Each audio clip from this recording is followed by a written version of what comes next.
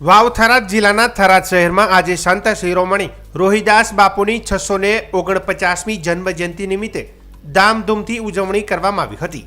આ અવસરે જામનાથ બાપુના આશ્રમથી હનુમાન ગોળાઈ સુધી ભવ્ય રેલી યોજાઈ હતી।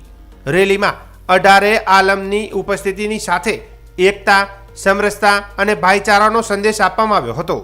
શહેરના મુખ્ય માર્ગો પરથી પસાર થયેલી રેલીનું વિવિધ સંગઠનો તેમજ સમાજના આગેવાનો દ્વારા ઠેર ઠેર ભવ્ય સ્વાગત અને સન્માન કરવામાં આવ્યું હતું। ફૂલ વર્ષા, પુષ્પમાળા અને સ્વાગત દ્વારોથી સમગ્ર માર્ગ શોભાયો હતો। રેલી દરમિયાન ભજન, કીર્તન, જયઘોષ અને સૂત્રોચ્ચાર ગુંજતા રહ્યા હતા, જેના કારણે થરાદ શહેર ભક્તિમય માહોલમાં રંગાઈ ગયું હતું। આ ભવ્ય રેલીમાં વિવિધ સમાજોના લોકો, સાધુ, સંતો તેમજ મોટી સંખ્યામાં શ્રદ્ધાળુઓ જોડાયા હતા। યુવાનો, મહિલાઓ અને વડીલોની ઉત્સાહભરી ભાગીદારી ઉજવણીનું વિશેષ આકર્ષણ રહી હતી। સંત રોહિદાસ બાપુના જીવન અને વિચારોથી પ્રેરિત નારા લગાવવામાં આવ્યા હતા।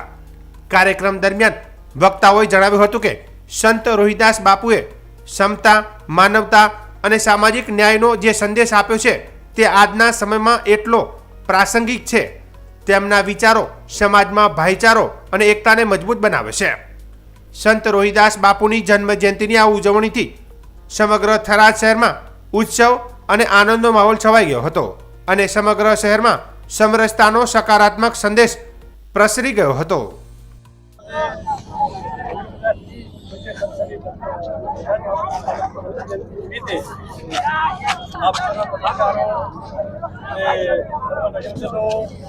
બધી સમાજના લોકોએ પૂજ્ય બાપુના જે જોડાના અને સન્માનનું સ્વાગત કર્યું એ બદલ મારા આશીર્વાદ